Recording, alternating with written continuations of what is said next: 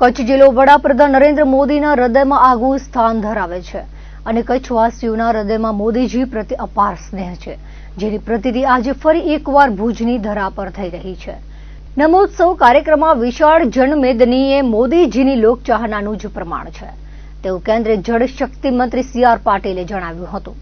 આ કાર્યક્રમમાં હાજર રહેવાનું સૌભાગ્ય પ્રાપ્ત થયું તે જીવનની અવિસ્મરણીય ક્ષણ બની રહેશે તેવું તેમણે પોતાની લાગણીઓ વ્યક્ત કરતા વધુમાં જણાવ્યું હતું। ભારત વિશ્વની ત્રીજી ઇકોનોમી બનવા આગળ વધી રહ્યું છે, ત્યારે વિશ્વની અનેક મહાસત્તાઓને ભારતની આ પ્રગતિ ખટકી રહી છે, પરંતુ દેશવાસીઓને મોદીજીના મક્કમ નેતૃત્વ પર પૂર્ણ ભરોસો છે તેવી લાગણી વ્યક્ત કરી હતી। લાલન કોલેજ ગ્રાઉન્ડમાં વડાપ્રધાન નરેન્દ્ર મોદીના જીવન કવન અંગેના નાટ્યોત્સવ અને મલ્ટીમીડિયા મ્યુઝિકલ મેગા શો નમોત્સવનો કાર્યક્રમ યોજાયો હતો। સેવા ભારતી ફાઉન્ડેશન આયોજિત આ મલ્ટીમીડિયા શોના કાર્યક્રમમાં કેન્દ્રના જળશક્તિ વિભાગના મંત્રી અને પ્રદેશ ભાજપ પ્રમુખ સી.આર. પાટીલ અને જાણીતા ભાગવતાચાર્ય રમેશ ઓઝા પૂજ્યભાઈ શ્રીની વિશેષ ઉપસ્થિતિ રહી હતી।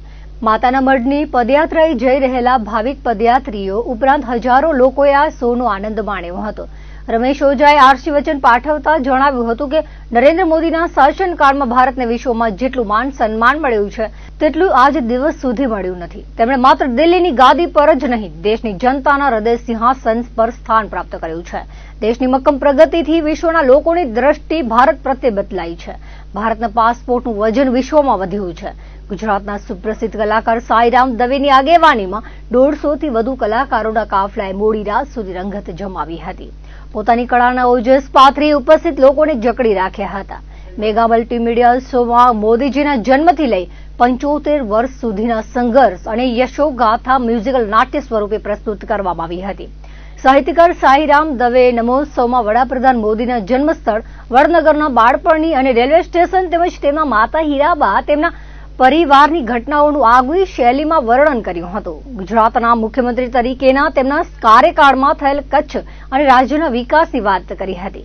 મ્યુઝિકલ શોમાં કાશ્મીરના લાલ ચોકમાં રાષ્ટ્રધ્વજ લહેરાવતા હોવાની ઘટના સહિતના પ્રસંગો વર્ણવવામાં આવ્યા હતા। પંડિત શ્યામજી કૃષ્ણ વર્માના અસ્થિને આઝાદ ભારતમાં લાવવાની તેમની અંતિમ ઈચ્છાને પૂર્ણ કરી માંડવીમાં સ્મારક બનાવ્યું હતું। વાયબ્રન્ટ ગુજરાત નવરાત્રી મહોત્સવ વાયબ્રન્ટ ફેસ્ટિવલ જેવા અનેકવિધ આયામોના કારણે ગુજરાતમાં વિદેશી રોકાણ વધ્યું હતું। સરદાર પટેલની વિશાળ પ્રતિમા સ્ટેચ્યુ ઓફ યુનિટીનું નિર્માણ પણ તેમના કાર્યકાળમાં થયું હતું।